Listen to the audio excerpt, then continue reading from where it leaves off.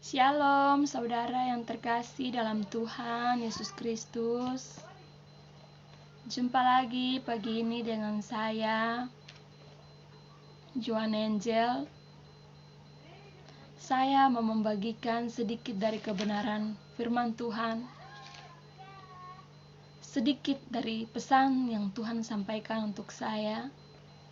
Dan saya tidak mau simpan itu sendiri untuk saya, tetapi saya mau bagikan itu untuk kita semua, agar kita semua juga mendapat pesan Tuhan, dan kita juga semua diberkati dengan pesan yang Tuhan berikan ini. Sebelum kita mendengar pesan Tuhan, saya mau mengajak kita untuk berdoa agar pesan Tuhan yang disampaikan ini bisa kita terima dengan hati yang tulus, dan itu menjadi rema, menjadi pedoman bagi kehidupan kita di tengah-tengah dunia ini dalam menghadapi berbagai macam kondisi.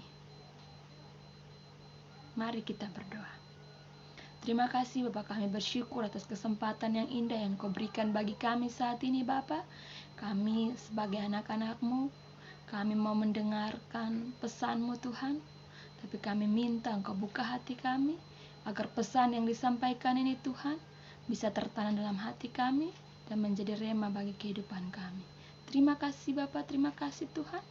Segala roh yang mengintimidasi kami, dalam nama Yesus kami tolak itu, kami patah hancurkan itu, kami undang Roh Kudus dalam hati kami. Terima kasih Bapa. Haleluya. Amin. Ya, baik saudara. Firman Tuhan kita baca sama-sama dalam Kejadian 6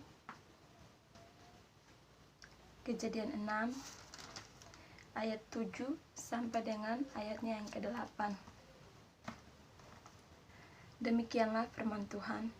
Berfirmanlah Tuhan, Aku menghapuskan manusia yang telah kuciptakan itu dari muka bumi, baik manusia maupun hewan dan binatang-binatang melata dan burung-burung di udara, sebab aku menyesal bahwa aku telah menjadikan mereka. Tetapi Nuh mendapat kasih karunia di mata Tuhan. Haleluya. Dari pembacaan yang kita baca, perikopnya mengatakan bahwa kejahatan manusia, Tuhan begitu murka dan Tuhan begitu marah dengan kejahatan yang manusia lakukan akhir-akhir ini. Ya, saudara, sudah begitu banyak kejahatan yang manusia buat. Banyak dosa yang manusia buat. Begitu banyak pelanggaran yang manusia buat. Contohnya, perang antar saudara, permusuhan sana-sini, percabulan, persinahan, dan begitu banyak lain kejahatan yang manusia buat, yang membuat Tuhan murka, membuat Tuhan marah. Kalau kita baca sebelum dari ayat-ayat sebelumnya,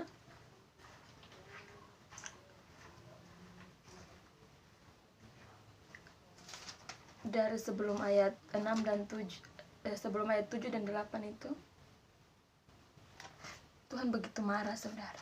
Tetapi Nuh, ya, ini menceritakan kehidupan pada waktu masa Nuh dan anak-anaknya. Saat itu manusia sangat membuat Tuhan marah, membuat Tuhan murka. Tetapi hanya Nuh yang mendapat kasih karunia. Hanya Nuh yang mendapat belas kasihan Tuhan, karena Nuh menyenangkan hati Tuhan. Nuh tidak membuat Tuhan sedih, Nuh tidak membuat Tuhan marah, Nuh tidak membuat Tuhan murka, melainkan sebaliknya, Nuh menyenangkan hati Tuhan. Sehingga di firman Tuhan sini mengatakan bahwa tetapi Nuh, ya, hanya Nuh mendapat kasih karunia di mata Tuhan. Mengapa Nuh mendapat kasih karunia saudara? Yang lain manusia yang lain tidak mendapat kasih karunia, karena Nuh berharga di mata Tuhan, Nuh menyenangkan hati Tuhan, sehingga Nuh dipilih di mata Tuhan dan mendapat kasih karunia dari Tuhan. Ya saudara, kita baca selanjutnya. Dari karena Tuhan murka, ya, dari kisah Nuh ini Tuhan murka terhadap manusia, sehingga Tuhan memberikan kasih karunia kepada Nuh, dan Tuhan berfirman kepada Nuh untuk membuat bahtera. Bahtera diibaratkan dengan kehidupan Yesus Kristus, sedangkan kehidupan Nuh diibaratkan tentang kehidupan kita manusia. Siapa yang pada saat itu masuk dalam bahtera saat itu? Nuh dan anak-anaknya, istri dan menantunya, beserta binatang-binatang, masing-masing binatang itu sepasang. Akhir-akhir ini, di akhir zaman ini, kisah bahtera Nuh ini diibaratkan sebagai Yesus Kristus, dan Nuh berserta anak istrinya, menantunya diibaratkan sebagai manusia, orang pilihan Allah yang mendapat kasih karunia dari Tuhan.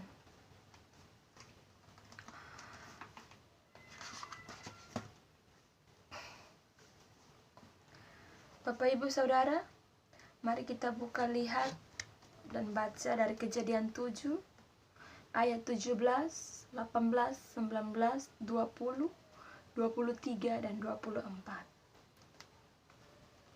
40 hari lamanya air bah meliputi bumi. Air itu naik dan mengangkat bahtera itu sehingga melampung tinggi dari bumi. Ketika air itu makin bertambah-tambah dan naik dengan hebatnya di atas bumi, terapung-apunglah bahtera itu di muka air.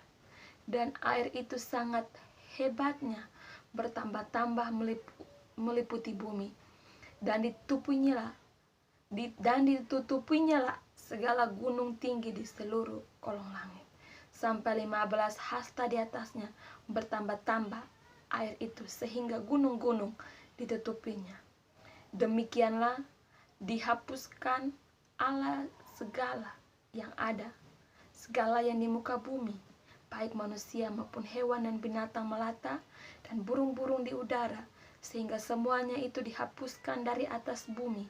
Hanya Nuh yang tinggal hidup dan semua yang bersama-sama dengan dia di dalam bahtera itu, dan berkuasalah air itu atas bumi 150 hari lamanya.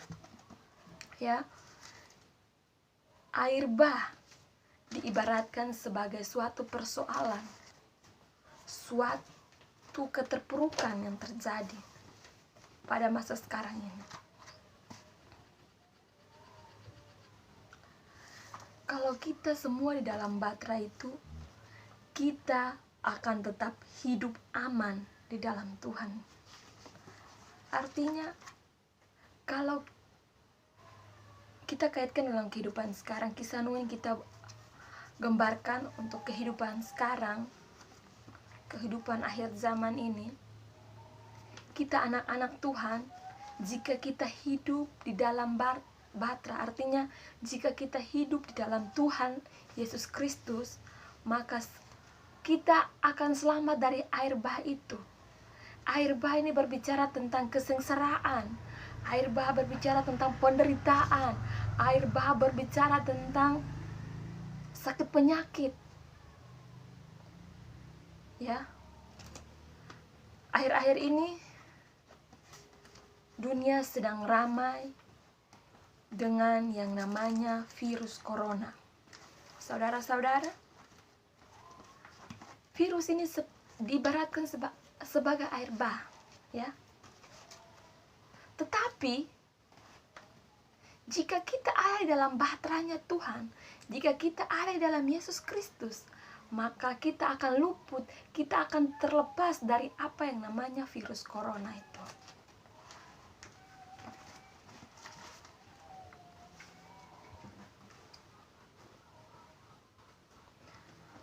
Sebagai manusia, pastinya ada rasa kekhawatiran dalam kehidupan kita masing-masing. Dengan sengaja atau tidak sengaja ya, sebagai manusia pasti ada rasa khawatir. Tetapi hendaklah rasa khawatir itu tidak menguasai kita. Rasa khawatir itu tidak membuat kita menjadi bimbang. Sebagai manusia pastinya ada rasa khawatir. Siapa bilang tidak ada rasa khawatir? Tetapi jangan kita hidup di dalam kekhawatiran. Kita harus percaya bahwa kita berada di dalam Bapa, berarti kita aman dari air bah itu.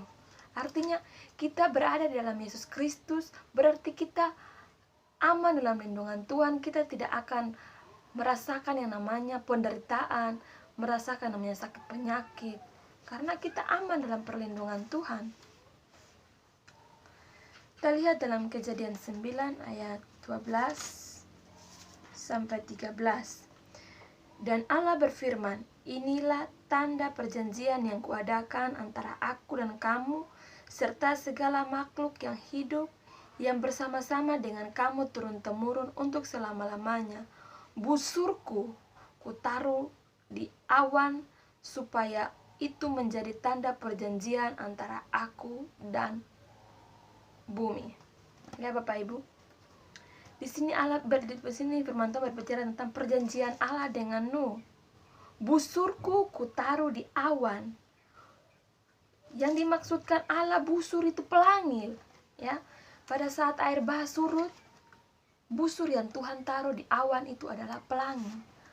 Artinya ada pengharapan, di balik pelangi itu ada pengharapan bahwa ya akan ada kehidupan. Busurku kutaruh di awan supaya ia menjadi tanda perjanjian antara aku dan kamu. Pada waktu air bah itu selama 40 hari 40 malam, ketika air bah itu surut, di sana Nuh melihat bahwa busur yang Tuhan taruh di awan itu adalah pelangi. Di situ Nuh melihat ada tanda pelangi dan Nuh berkata, ada pengharapan, ada janji yang pasti yang Tuhan berikan, ada kehidupan baru yang Tuhan berikan.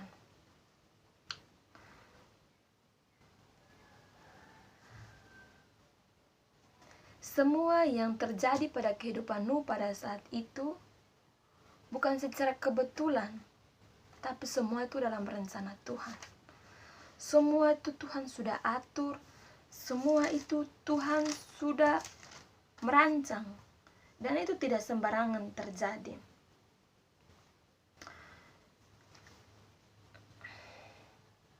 Ya, ada 4 hal atau 4 pesan Tuhan yang kita lihat dari kehidupan Nuh, yang kita belajar dari kehidupan Nuh. Yang pertama itu Tuhan merindukan kita kembali. Ya, saudara-saudara, Tuhan rindu. Ya, dunia ini semakin hari semakin jahat. Dunia ini semakin hari semakin membuat hati Tuhan menangis. Sehingga Tuhan rindu dan sangat rindu untuk umatnya berpaling kembali kepada Tuhan. Kita lihat dalam Kejadian 2 ayat 7. Ketika itulah Tuhan Allah membentuk manusia dari debu tanah dan mengembuskan napas hidup ke dalam hidungnya. Demikian manusia itu menjadi hidup. Ya. Tuhan memberikan kita nafas hidup ini secara gratis, secara cuma-cuma. Tujuannya hanya satu, memuji dan mempermuliakan nama Tuhan. Tetapi akhir-akhir ini banyak manusia yang lupa akan hal itu. Mereka lebih sibuk mencari uang, lebih sibuk bekerja, lebih sibuk dengan kepentingan mereka masing-masing, lebih sibuk dengan kepentingan duniawi ini, sehingga mereka lupa bahwa nafas hidup yang Tuhan berikan ini gratis. Tuhan tidak minta banyak dari kita. Tuhan hanya minta kita mengucap syukur. Kita kembali kepada Tuhan, mengucapkan rasa syukur. Tetapi terkadang karena terlalu sibuk sampai kita lupa mengucap syukur untuk Tuhan dengan nafas hidup yang Tuhan berikan. Disitulah membuat hati Tuhan menangis. Kita sibuk dengan kesibukan kita yang begitu banyak, sehingga kita lupa punya waktu dengan Tuhan. Kita lupa berhubungan dengan Tuhan, membuat Tuhan menangis, membuat Tuhan murka terhadap kita. Ya. Sehingga Tuhan rindu kita kembali kepada Tuhan. Tuhan rindu kita dekat kembali dengan Tuhan, memulihkan keadaan kita untuk bersekutu intim, berhubungan intim dengan Tuhan.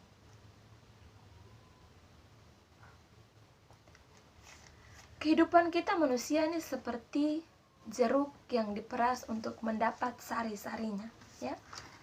Jeruk itu kalau diperas, ya, dia ditekan, itu sari-sarinya tuh keluar. Jeruk itu berbicara tentang kehidupan kita orang Kristen. Sedangkan sari-sari itu berbicara tentang iman, kualitas iman Kristen, kualitas iman kita, ya. Kalau jeruk itu tidak diperas, berarti sari-sarinya tidak keluar. Begitupun kehidupan kita manusia.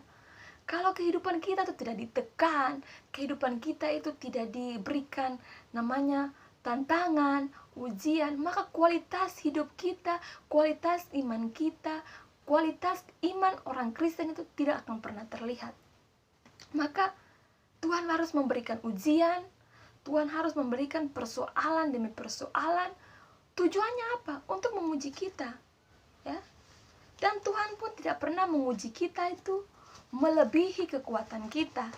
Alkitab dengan tegas menegaskan bahwa di dalam 1 Korintus 10 ayat 13, 1 Korintus 10 ayat 13, demikian firman Tuhan, pencobaan-pencobaan yang kamu alami ialah pencobaan-pencobaan yang biasa, pencobaan-pencobaan biasa yang tidak melebihi kekuatan manusia.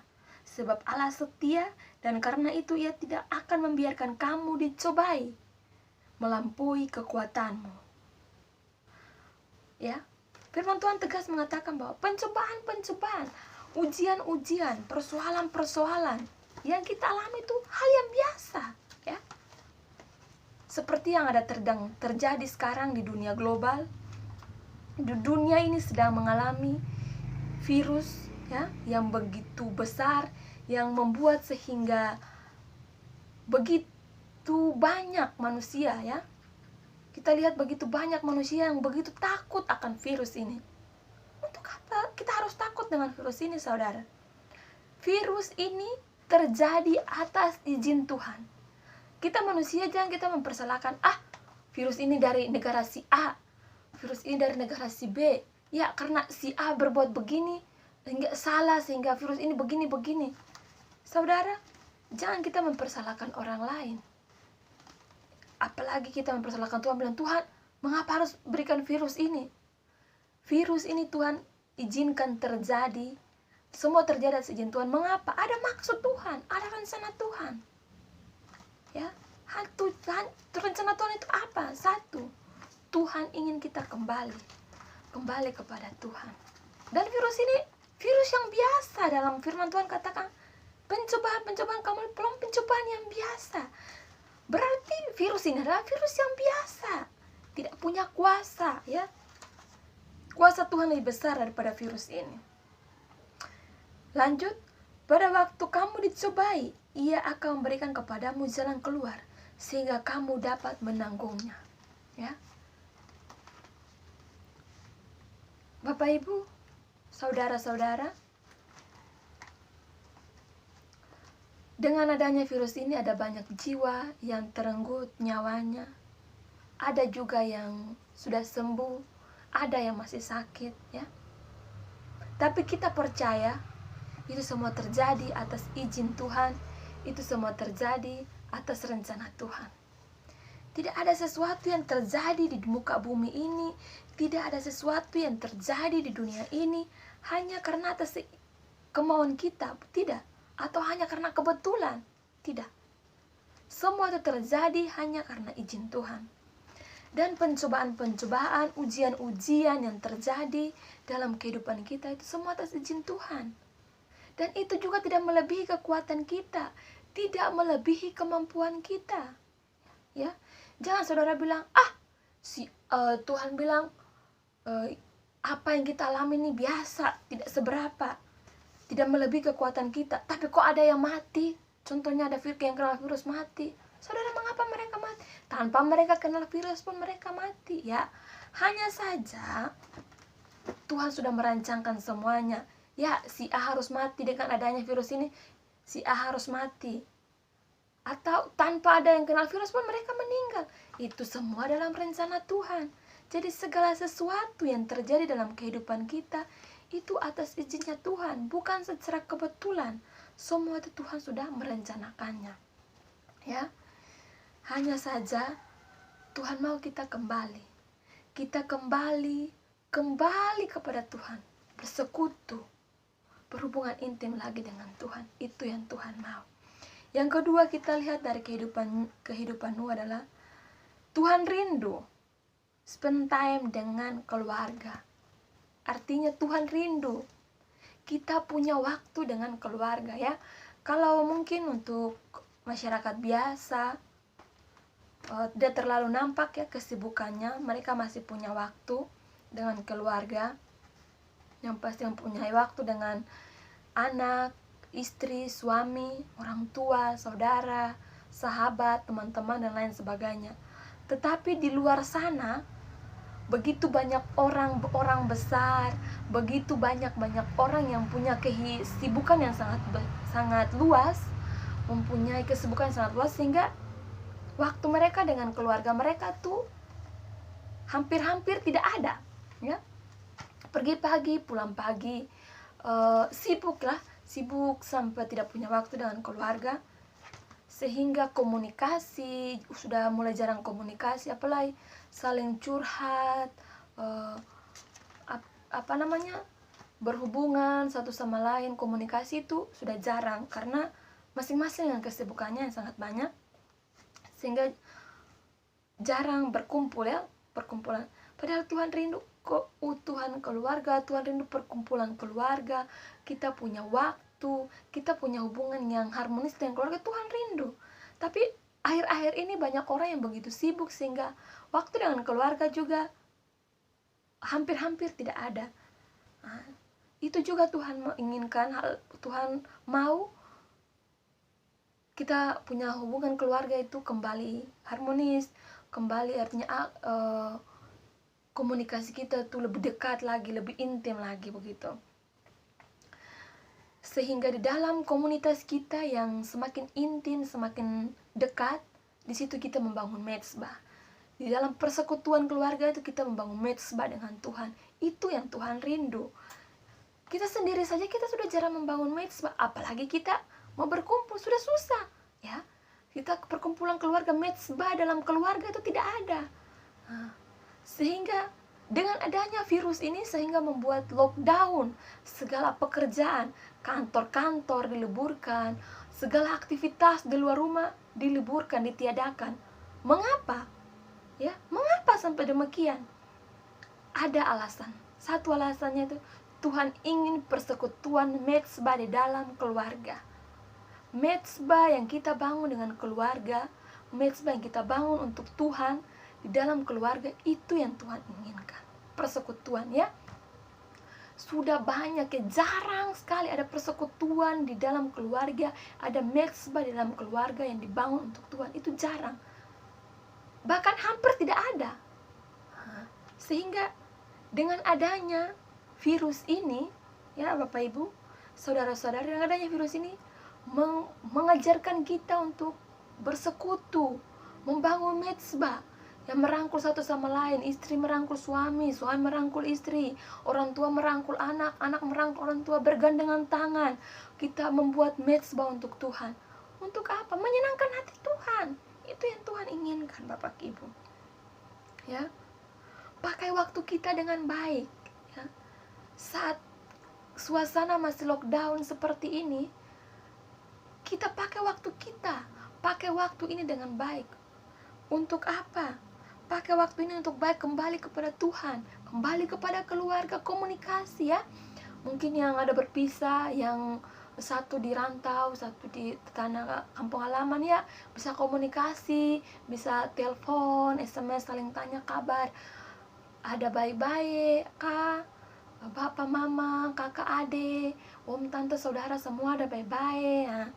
Begitu. Akhir-akhir ini Bapak Ibu Saudara, banyak orang yang sibuk sampai komunikasi, saling tanya kabar itu sangat sulit. Sangat sulit sekali.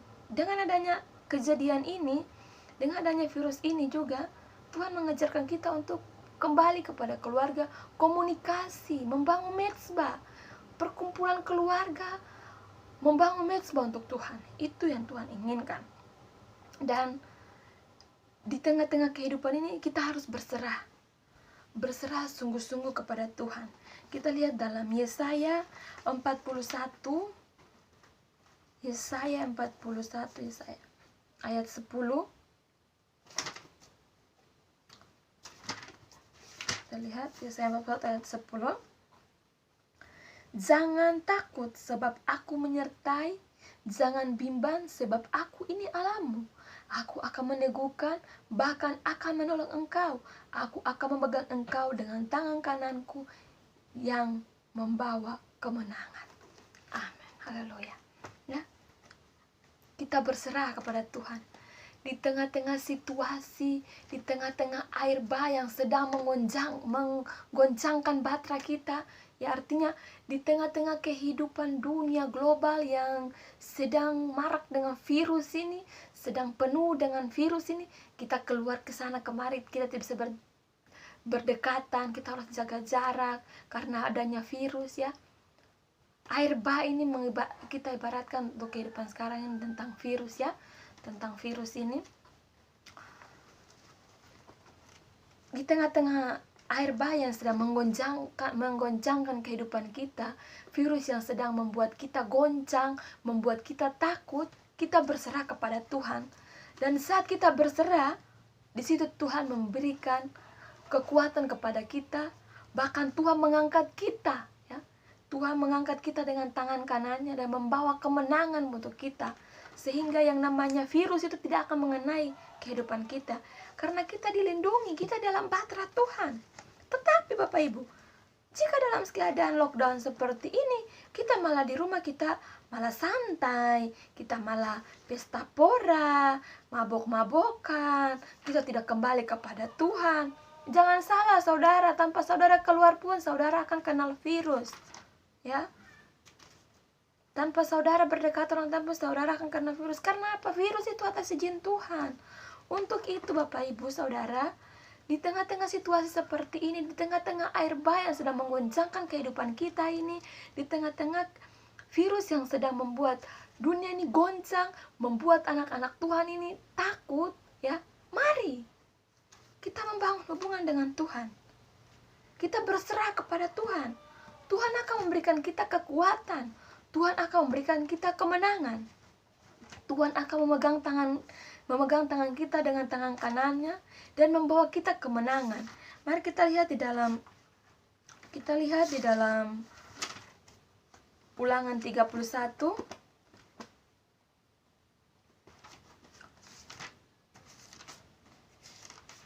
Ulangan 31 ayat yang ke-6.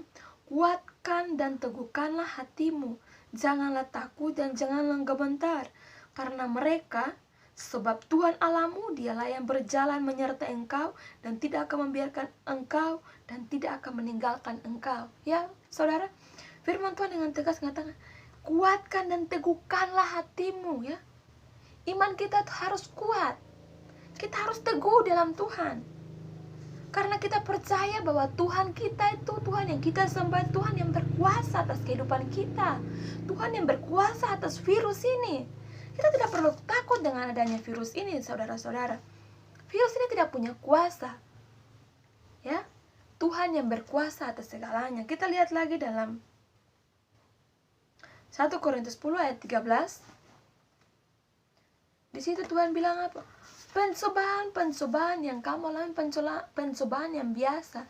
Dan pada waktu kita mengalami pencobaan itu, Tuhan bilang apa? Tuhan memberikan kita jalan keluar sehingga kita dapat menanggungnya, ya. Bagaimana kita mau kuat? Bagaimana kita mau bisa mendapat jalan keluar kalau kita tidak berserah kepada Tuhan? Kita hanya santai-santai, ya, berbicara yang tidak menguntungkan, gosip sana, gosip sini, ya, tidak menguntungkan.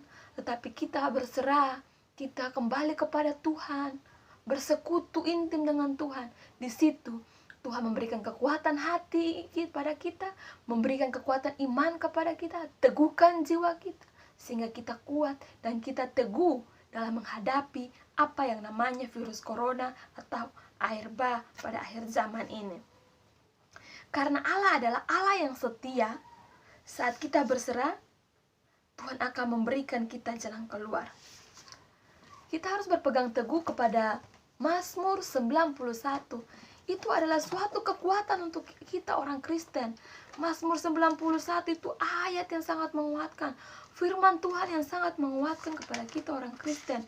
Kita harus menjadikan Mazmur 91 itu pegangan teguh untuk kita. Deklarasi dalam kehidupan kita. Deklarasikan Mazmur 91 dalam kehidupan kita, ya. Di situ Mazmur 91 itu kita membaca itu, saat Bapak Ibu Saudara kita membaca Mazmur 91 itu ada kekuatan bagi kita, ya.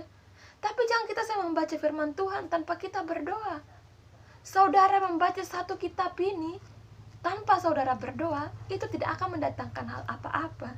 Tetapi satu ayat saja, jika saudara berdoa, baru saudara membacanya, ada mujizat, ada kekuatan yang besar yang Tuhan berikan, ya. Haleluya. Hal yang ketiga, Tuhan berdaulat dalam kehidupan kita. Benar, saudara. Semua yang ada dalam kehidupan kita ini dikontrol oleh Tuhan. Apapun itu kehidupan kita, pendidikan kita, pekerjaan kita, ya, usaha kita dan lain sebagainya, kekuatan, kesehatan, apa yang ada dalam kehidupan kita ini, semua itu dikontrol oleh Tuhan. Tuhan yang mempunyai segalanya, maka Tuhan juga lah yang mengontrol segalanya. Semua yang ada di dalam dunia ini dikontrol oleh Tuhan. Sakit, penyakit, kematian dan lain sebagainya itu dikontrol oleh Tuhan. Dan semua itu terjadi atas izin Tuhan. Jadi saudara-saudara itu tidak boleh khawatir. Tuhan berdaulat atas kehidupan kita. Tuhan berdaulat atas kehidupan saya. Tuhan juga berdaulat atas kehidupan saudara. Hal yang terakhir, seberapa proses, ya, hal yang keempat, seberapa para proses yang kita alami, ya. Nuh dalam batra sebagai perasaan manusia pasti ada rasa khawatir, ya. Masalahnya begini, saudara, batra yang Nuh buat ini tidak seperti kapal-kapal sekarang, ada kemudinya, bisa putar ke kiri, putar ke kanan, bisa buat dia seimbang. Tidak, saudara. Utuh kosong-kosong seperti itu. Tapi Nuh tetap berdoa. Nuh tetap bergumul. Air bah yang begitu kuat, air bah yang begitu deras, menggoncangkan kapal itu, membuat mereka semua tergoncang dalam kapal itu, ya. Tetapi Nuh tidak namanya sekali-kali menyerah. Nuh tetap berserah. Sehingga lewat proses yang Tuhan berikan itu, Nuh diangkat oleh Tuhan. Nuh bersama keluarganya diselamatkan oleh Tuhan. Dan setelah air bah itu surut, Nuh melihat bumi ini sudah rata, ya. Tidak ada lagi tanaman-tanaman. Sudah selesai segala sesuatu. Orang-orang sudah mati semua. Tapi yang diselamatkan apa? Nuh bersama keluarganya. Nuh mengucap syukur karena Nuh luput dari air bah itu. Bapak Ibu Saudara lihat, begitu banyak orang waktu Nuh membangun batra itu, ya. Begitu banyak orang yang mengejek Nuh, bilang, "Ih, si bangun batra itu di tengah hutan untuk apa?" Tapi mereka tidak mengerti pesan Tuhan. Karena apa? Mereka semua itu sudah membuat hati Tuhan menangis, membuat Tuhan murka. sehingga mereka tidak mendapat kasih karunia dari Tuhan. Jadi apa yang terjadi itu mereka tidak mengerti.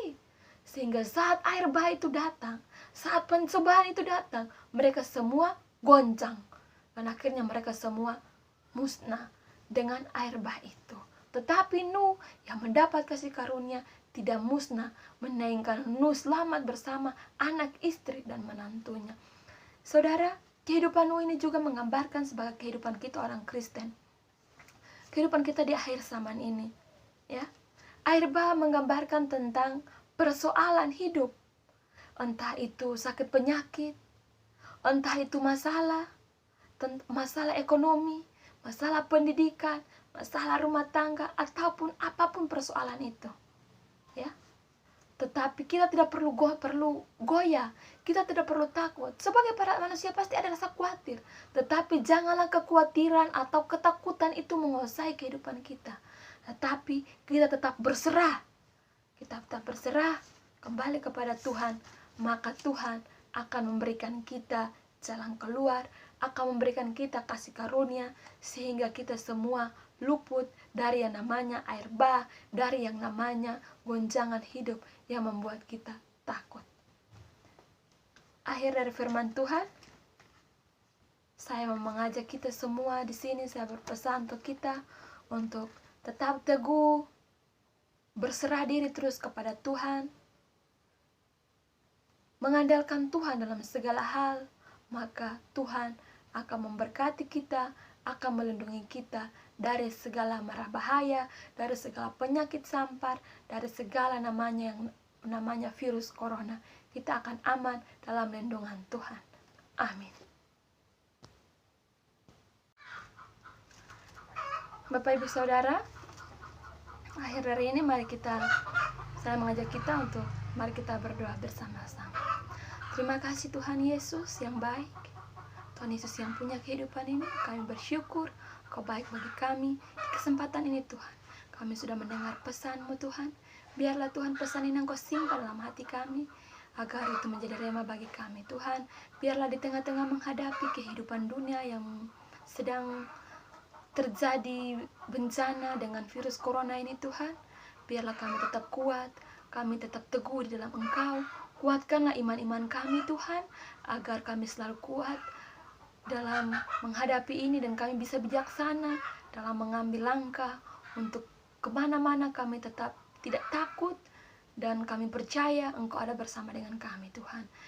Tuhan Yesus, kami yakin dan percaya sungguh semua yang terjadi ini Tuhan atas izin Engkau, dan kami percaya kami anak-anak-Mu ada dalam perlindungan kuasa-Mu Bapa, sehingga apa yang namanya virus corona ini Bapa tidak akan mengenai kami, karena kami ada dalam perlindungan-Mu Bapa. Bapa, dalam nama Yesus kami juga berdoa bagi saudara-saudara kami di luar sana yang sedang mengalami sakit penyakit karena virus corona ini Tuhan. Kami berdoa, kami minta Tuhan memulihkan, Tuhan berikan kesembuhan, dan biarlah Tuhan angkat yang namanya virus corona ini dari muka bumi ini. Tuhan musnahkan virus corona ini Bapa, sehingga biarlah umat-Mu Bapa disembuhkan, dipulihkan, dan biarlah Tuhan Engkau ajarkan mereka, kembalikan mereka hanya untuk hormat kemuliaan nama Tuhan. Saudara-saudara kami yang sudah sembuh pun Tuhan, kami mengucap syukur untuk mereka semua, karena Engkau sudah mendengar setiap doa mereka Bapa. Terima kasih Bapa, terima kasih Tuhan. Memberkati setiap para perawat yang menangani kasus ini Bapa. Kuatkan mereka, berikan hikmat-Mu bagi mereka, biarlah mereka bersama-sama dengan Engkau. Lewat tangan mereka ada kekuatan dan pemulihan yang terjadi mengatasi virus corona ini Bapa. Terima kasih Bapa, terima kasih. Memberkati pemerintah kami dari pusat sampai daerah, berikanlah hikmat dan kebijaksanaan agar mereka tanggap dalam menghadapi kasus virus ini Bapa. Terima kasih Bapa, terima kasih Tuhan Yesus. Haleluya. Amin.